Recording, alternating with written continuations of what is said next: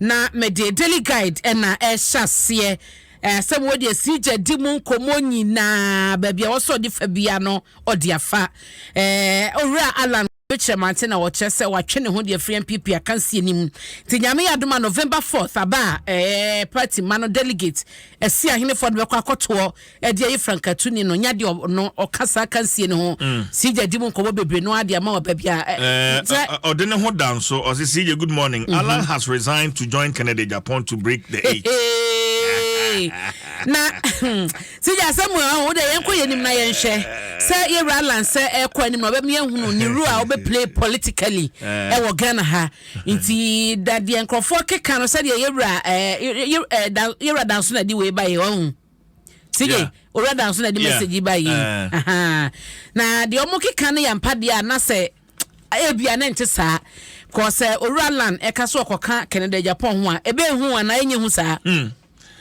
ebe hu pa but yawa ya de yetwen ebe hu pa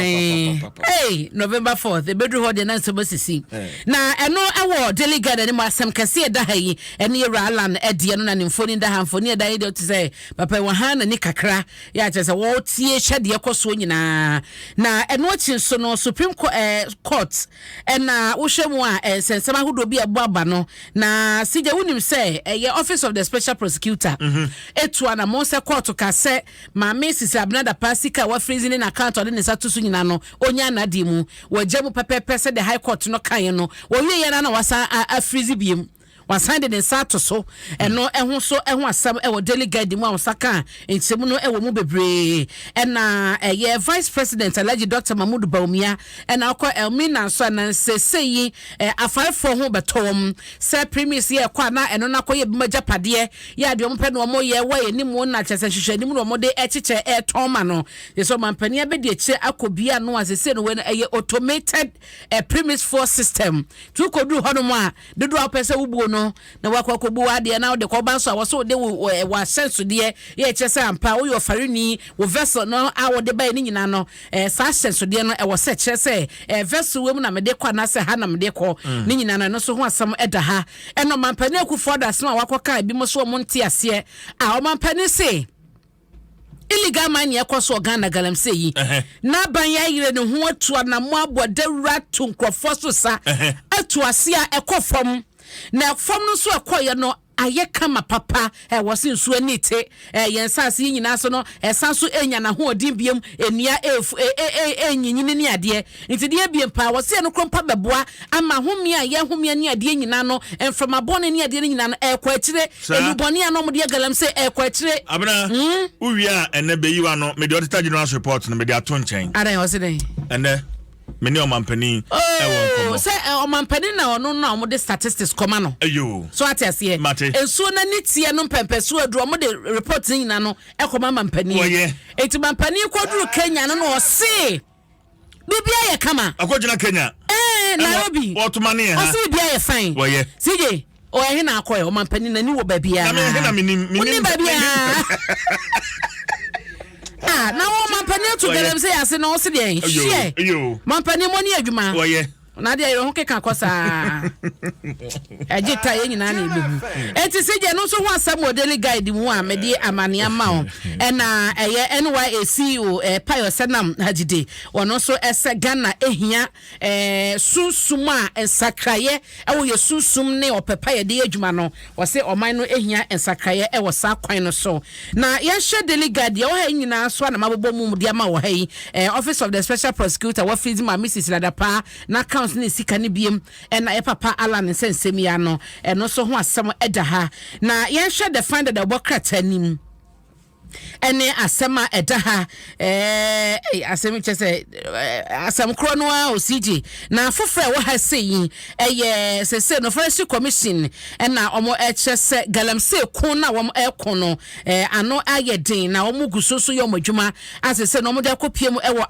apamprama forest reserve hono ma wo mani abredin de obi wo kwaye ni ma wo tufu magudie ya woni krata woni tumi so obeti sa dwuma no forestry commission etu omo so sa chi so no opon kroma emfoni eda hadma wo say brand Ghana ehia yes ye benya enhyehyeye papa na ye de akoye nim nti ene nyina no eye suni ban a omafo ede be hyemu na wode ye dwuma na Ghana brand no atumi aye supreme agina na akona nim ye hwe de custodian da bokrata ye nim so a eno so brand Ghana ya ye rakojo opon kroma kan ye eho asamada ha na Ghana Post ye ha no aha ne asem no se yera by so sekufo yes akane no na efe no obo se wogya nwom ne tobaso na no obo na dodo na anim no ne Ghana Post no omakowini award na sije mi wiesa story ya ya na wabo obo nwom ba kwa ma me nya nwom nkwa na onim to nya nwom nkwa na onim bo wasanso nim administration award be na omawini omo kyerese omo saka Courier Services Brand of the Year 2023 nanu ya Ghana Corporate Brands Awards ekoso no na award we omo saka ekoso Accra International Conference Center na wo hwemu a Chief Commercial Officer Edma Ghana Post rekosi owusu abrokwa na gina mukwaji award no a kyerese yeso ba Ghana ase ba no Courier Service Ghana Post na ka ne no na Ghana Post no hwan pone na kai wom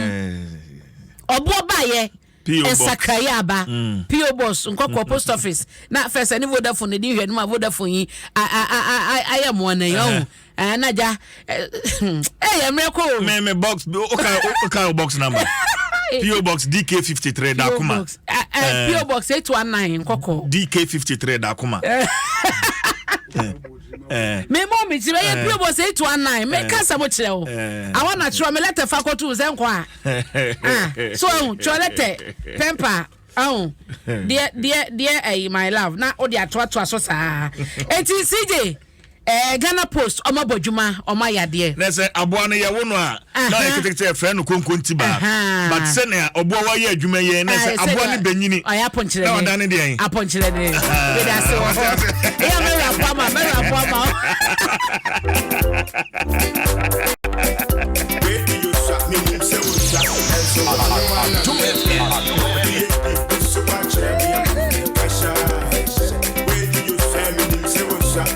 abna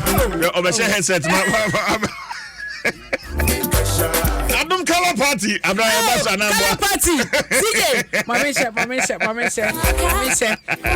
me the color party na ewie na me pese me ma atiefo freestyle de nyame ya doma Chetief Legon Botanical Gardens omo be expecting okay enti aboa konkoti ba me be rapo okay honeba thank you mami volume are you ready gege sige forward then no hunter banya botre preacher yanko okay na unya botre untimi madon ichi show no so kasa high levels yanko Ifrim amangu ye mono amangu ye de obeye de brapani na wonya biedi aje so watine buno na odi akosie ye tresie asani akotumri mankani ahan na dani kontomri ensutan ketenkete apopo bibre na mo bostani bio sidis no saye da damini bio medi dollars me bostales afiso mensa odo yentu pasa bo bia ye bo ye nimu kitwa obasima bia ne ho an fisisa enemrem obi nchira akoda nyame nya botre fa ne kofie manaduane bosume ba ko achi wada ne ma konkonti ba dandana ponche kaneno AD11 obendi adu no ayensi ne pe afe 2001 dusia obehye na ya sanke enti sana motie sana mope bibi se ena yoda me pete ma yibi na ma ko to me kapa ko sta me just Alex oso ho anyway Allah gege Anybody you want to talk? Energy we na medisia o. Ewo Lego Botanical Gardens no eye Big Joe organic water and am me energy no pay CJ. It's energy na your more. We kra na yen kitwa o. Na de odlo Kenya shemre to ama o. Adwuma for there you share be whole multimedia. It is CJ. Big dog and the coach and some saka me watching and pay energy na your more. Where you feel what you have no beans. Organic water. And you can same Debbie. Me kwa ye ho adwuma me kodi ubewie na madie we na mama updates na wa hu said ye be konti Big Joe yen saka wa kire nyame hira wo wa ho package na no na simi chen fe kama enti me so nyame Adom mama me fa so nyame me hia wakala party yes wakala party na so ye guy abra na me voice na mini batanwom no de minim to pa obisi best rapper of the year me no Mamon so Mirable, humble, enam, or say wow, and yes, I mean, the best rapper.